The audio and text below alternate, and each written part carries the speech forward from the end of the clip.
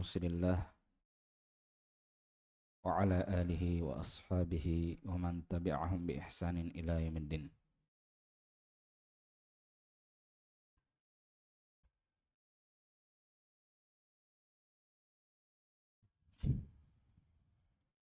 Qala al-muallif Syekh Muhammad bin Abdul Wahhab rahimahullah, babu ma jaa anna Allah ihtajaza at-taubata an sahibil bid'ah.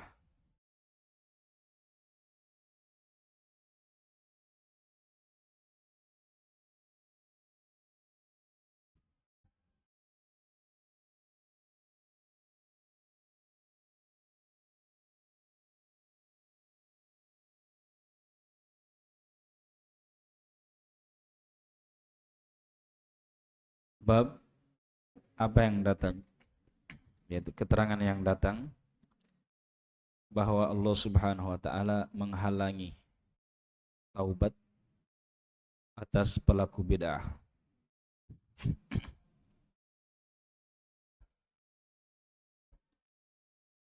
Maksudnya pelaku bid'ah itu tidak diberi taufik oleh Allah Subhanahu wa taala untuk bertaubat dari perbuatan bid'ah yang dia lakukan.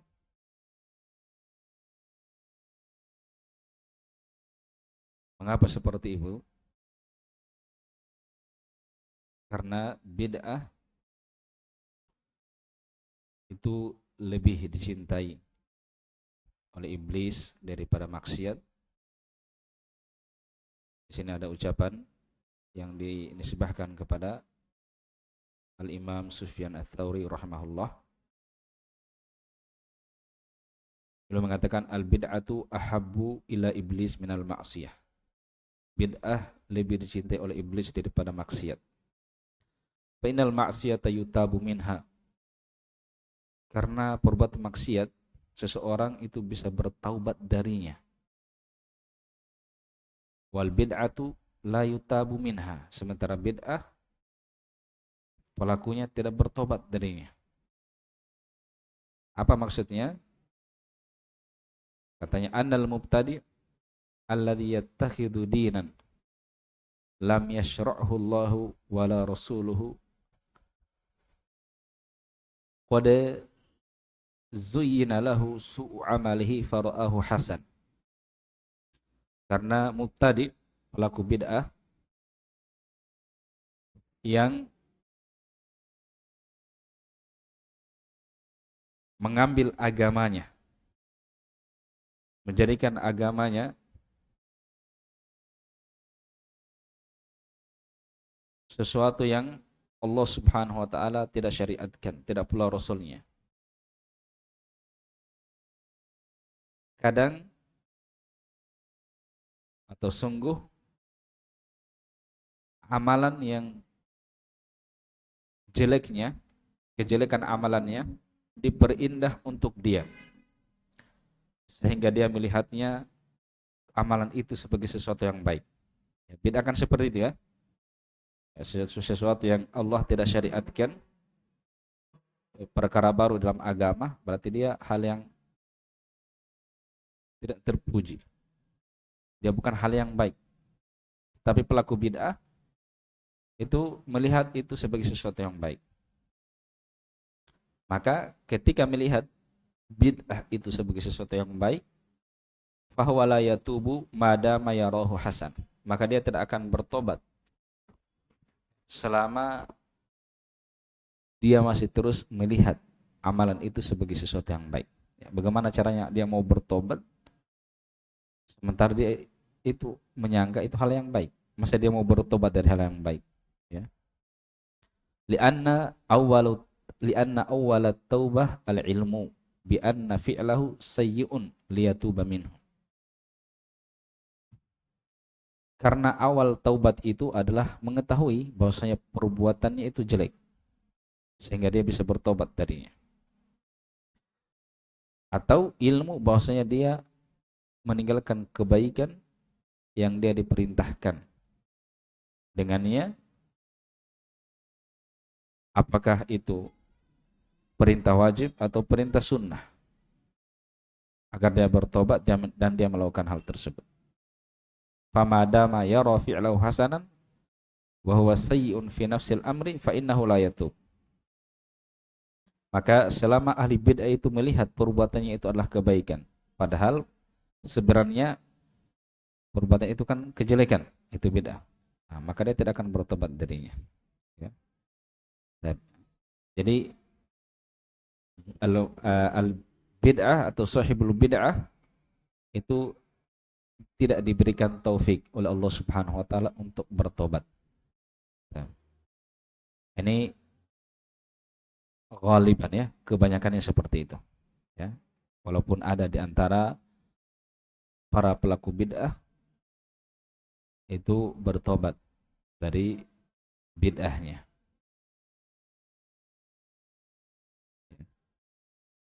Jadi kalau dihitung-hitung yang bertobat dari pelaku maksiat itu lebih banyak daripada yang bertobat dari pelaku bid'ah.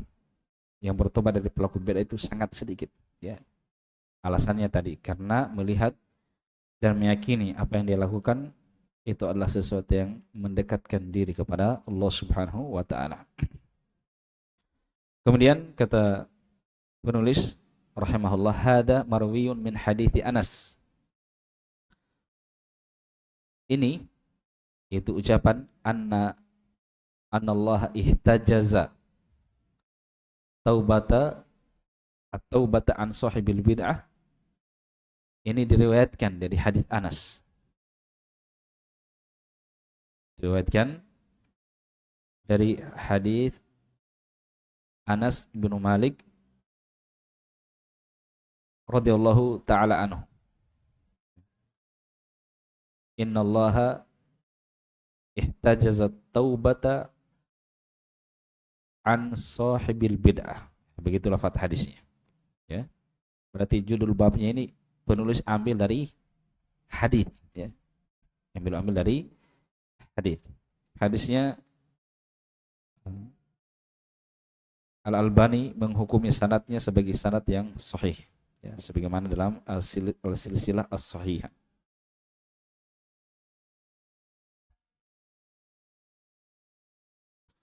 Wa min marasilil Hasan, juga diriwayatkan dari marasil al-Hasan. Jadi kalau marasil mursal itu berarti bukan hadis. Jadi Hasan mengatakan itu dari Nabi. Tapi kan Al-Hasan tidak mendengar dari Nabi SAW. Dia tabi'in, bukan sahabat Nabi. Tidak berjumpa dengan Nabi SAW. Ya, tidak mendengar dari Nabi SAW. Berarti ketika Al-Hasan Al-Basri menyandarkan itu kepada Nabi, dalam begitu seperti tanya riwayatnya, itu berarti namanya hadis mursal. Ya, hadis mursal itu ya, yang setelahnya sahabat mengatakan dari Nabi. Ya. Tabi'in mengatakan dari Nabi. Baik. Lafaz hadisnya aballahu li sahibi bid'atin bitaubah. Allah enggan untuk pelaku bid'ah itu bertaubat. Ya, ini menunjukkan akan bahayanya bid'ah, ya. Ini sebenarnya masih ada kaitannya dengan bab sebelumnya. Terkait dengan bahaya bid'ah dan bahwasanya bid'ah asyaddu minal kabair, ya. Kemudian wadzakara Ibnu Waddah mengatakan di dalam kitabnya Al-Bid'u wan Nahyu Anha, bid'ah dan larangan darinya, dan sanadnya sanad yang sahih, an Ayyub, ya, dari Ayyub rahimahullahu taala. Mungkin Ayyub ibni Abi Ayyub As-Sikhtiyani, ya, rahimahullahu taala. Ayyub mengatakan, kana indana rajulun yara ra'yan fatarakahu. Dulu di sisi kami terdapat seorang lelaki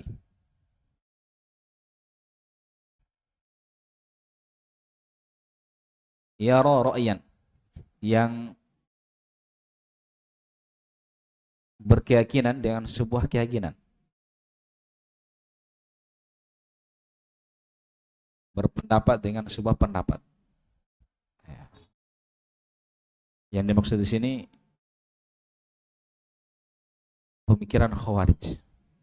Dia berpemikiran dengan suatu pemikiran, yaitu pemikiran Khawarij.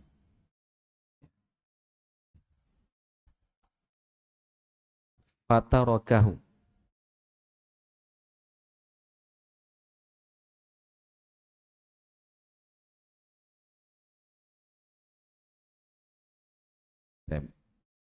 intinya di sini pemikiran di sini maksudnya pemikiran bid'ah, ya. Jadi pemikiran di sini indana rajulun ra'a ra'yan, dia berpemikiran dengan sebuah pemikiran, itu pemikiran bid'ah di sini. Fatarakahu, lalu dia meninggalkan pemikiran tersebut. Fa'ataitu Muhammad bin Sirin, lalu saya datang kepada Muhammad ibn Sirin. Ya, perhatikan ya. Ya. Ayub Sikhtiyani itu dari seorang alim. Bersama dengan itu ketika ada permasalahan, mereka juga merujuk kepada yang lebih senior. Muhammad ibn Sirin itu dia selevel dengan Al-Hasan Al-Basri rahimahullahu taala. Fakultu, lalu saya berkata, ya, asy'arta anna fulanan taraka ra'yah, apakah kamu merasa si fulan maksudnya yang tadi, lelaki tadi, itu telah meninggalkan pemikirannya? Qala, maka Ibnu Sirin mengatakan, undur ila madza yatahawwal, lihatlah kemana dia beralih, ya. Jadi dia meninggalkan suatu bid'ah, itu dia tinggalkan, dia kemana? Apakah kepada sunnah atau kepada bid'ah yang lain? Lihat kemana dia berpindah, kemana dia beralih. Dia meninggalkan pemikirannya yang tadi, belum tentu berpindah kepada pemikiran yang benar. Boleh jadi kepada pemikiran yang semisalnya atau yang lebih parah dari itu.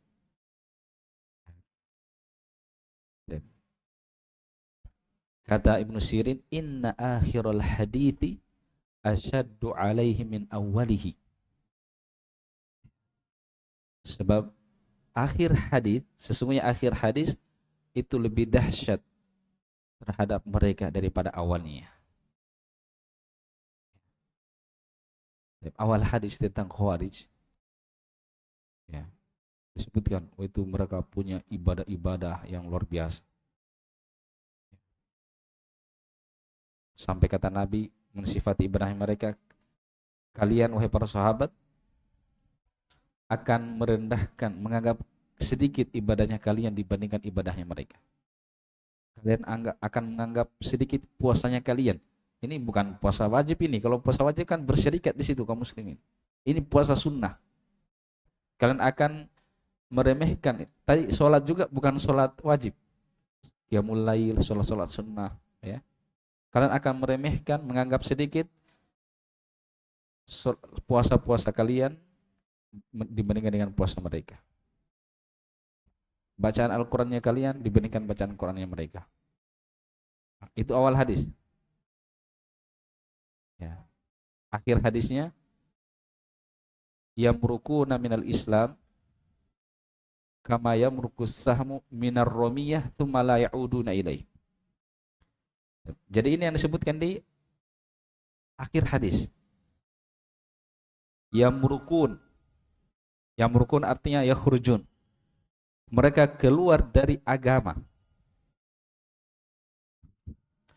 kama yamruqus sahmu minar ramiyah, sebagaimana anak panah keluar dari sasarannya, tembus. Jadi begini, kan biasa orang memanah ada target ya. Nah, targetnya namanya rominya, namanya sesuatu yang dipanah ya. Orang memanah kan kalau kena ya pas ya, tapi ini dia tembus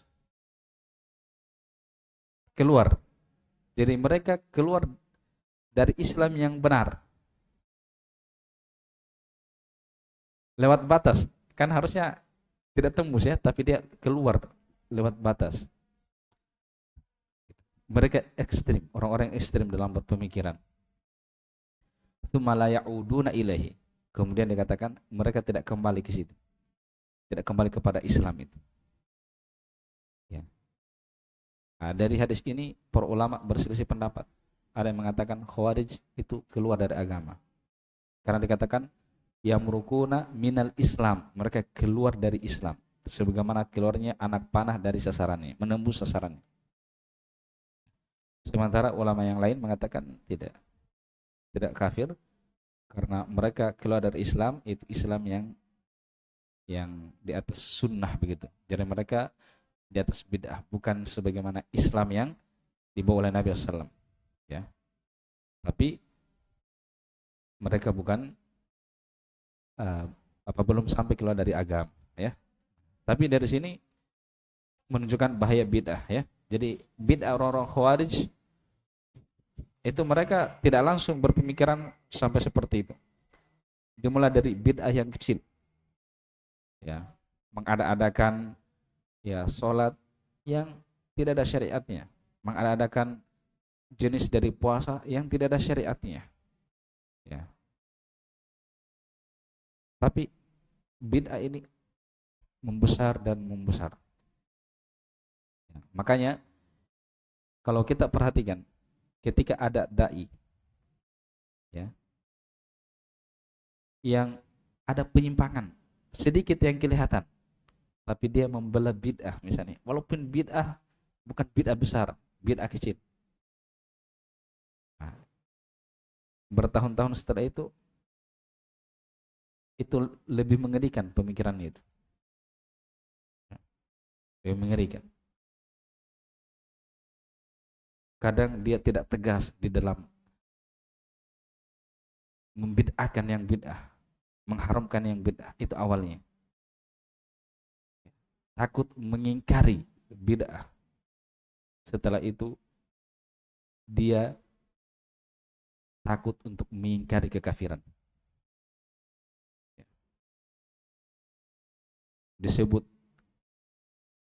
Disebutkan di hadapannya ya, ayat dari ya, ayat ahli kitab. Katanya ini setelah dibacakan yang di situ tertulis bahwasanya Nabi Isa adalah, ya, maknanya begitu ya, Nabi Isa adalah anaknya Allah. Ya. Setelah itu dia bilang itu sama yang dengan ayat yang ada dalam Al-Quran. Ya. Jadi tidak mengingkari itu. Bahkan sekedar tidak mengingkari itu sudah dipermasalahkan. Apalagi kalau dia mengatakan sama, padahal bertolak belakang ya.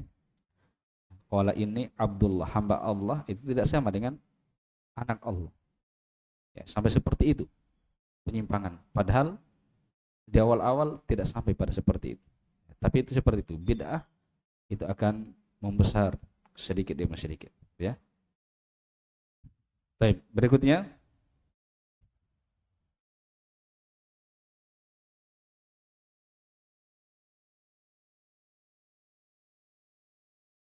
Was'il Ahmad ibnu Hanbal an ma'na dzalika faqala la yuwaffaqu lit-taubah.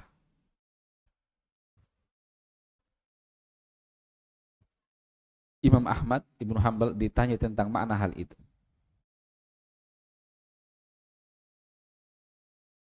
ditanya tentang hadis yang ada di judul bab, bahwasanya innallaha ihtajaza, dalam riwayat yang lain ihtajaro, mananya sama.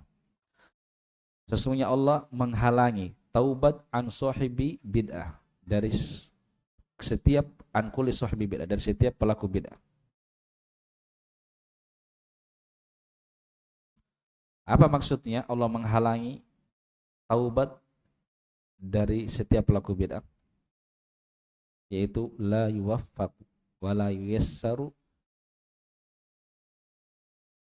sahibu bid'ah.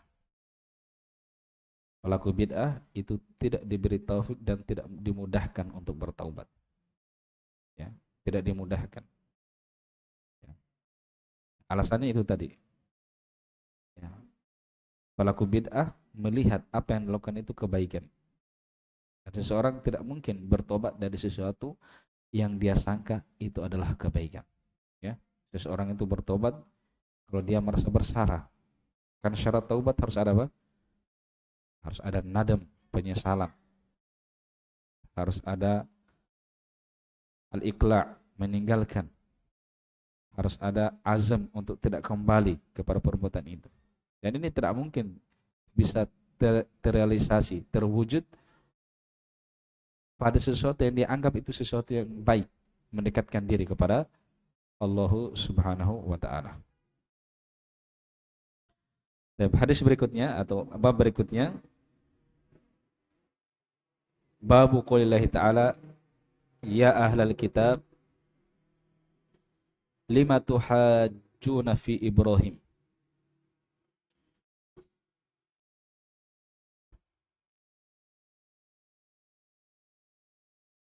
Wahai ahlu kitab, mengapa kalian saling berbantah-bantahan, saling mendebat fi Ibrahim, terkait dengan Nabi Ibrahim. Ya ahlal kitab, siapa ahlu kitab? Al-Yahud dan Nasara. Jadi Yahudi dan Nasara itu saling bantah membantah. Ya, saling bantah membantah. Saling mengklaim diri. Tentang siapa? Fi Ibrahim, tentang diri Nabi Ibrahim. Jadi Yahudi mengatakan Ibrahim itu dari mereka, dari Yahudi. Dia Yahudi. Jadi mereka pengikutnya Nabi Ibrahim begitu. Kalau mereka pengikutnya Nabi Ibrahim, mereka Yahudi, berarti Nabi Ibrahim Yahudi, kan begitu. Ya. Tapi mereka mengatakan Nabi Ibrahim itu Yahudi. Kenapa? Sebab mereka mengatakan Nabi Ibrahim, kami itu mengikuti Nabi Ibrahim. Karena mereka Yahudi, berarti Nabi Ibrahim Yahudi, kan begitu. Orang Nasara mengatakan juga begitu. Kami mengikuti Nabi Ibrahim. Berarti kalau mereka Nasara, berarti Ibrahim adalah Nasara, kan begitu. Allah bantah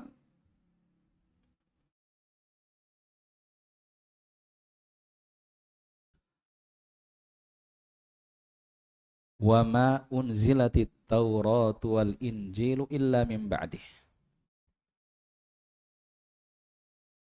Sementara Taurat dan Injil itu tidak diturunkan kecuali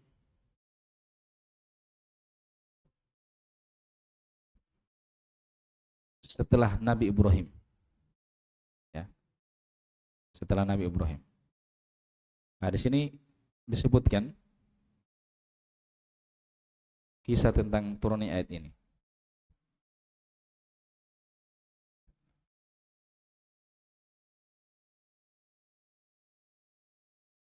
Beberapa orang Nasoro dari Najran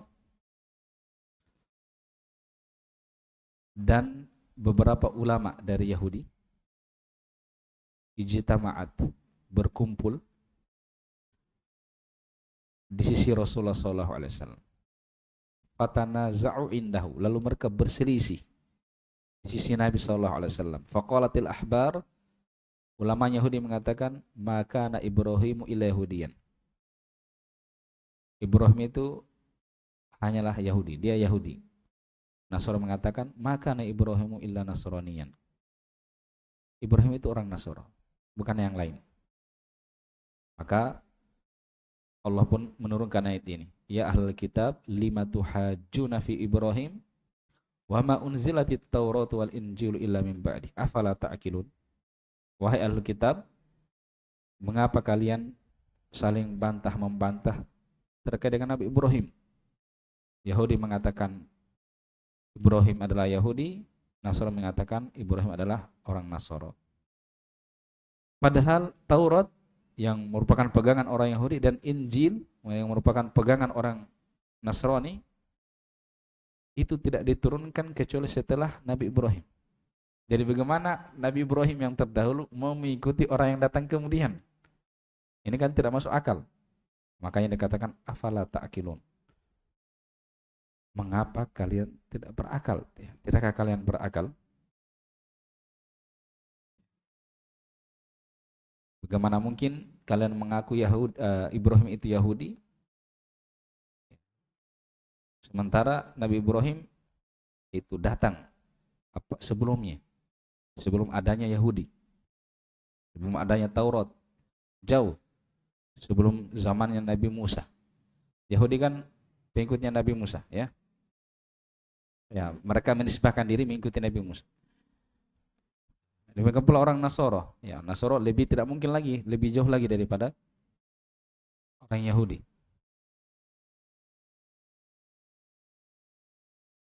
Setelah itu di kelanjutan ayat dikatakan ha antum haula'i hajajtum fima lakum bihi ilm.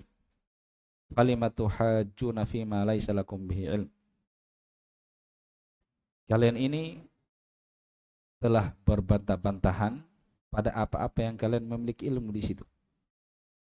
Dan mengapa sekarang kalian berbantah-bantahan lagi pada apa yang kalian tidak memiliki ilmu?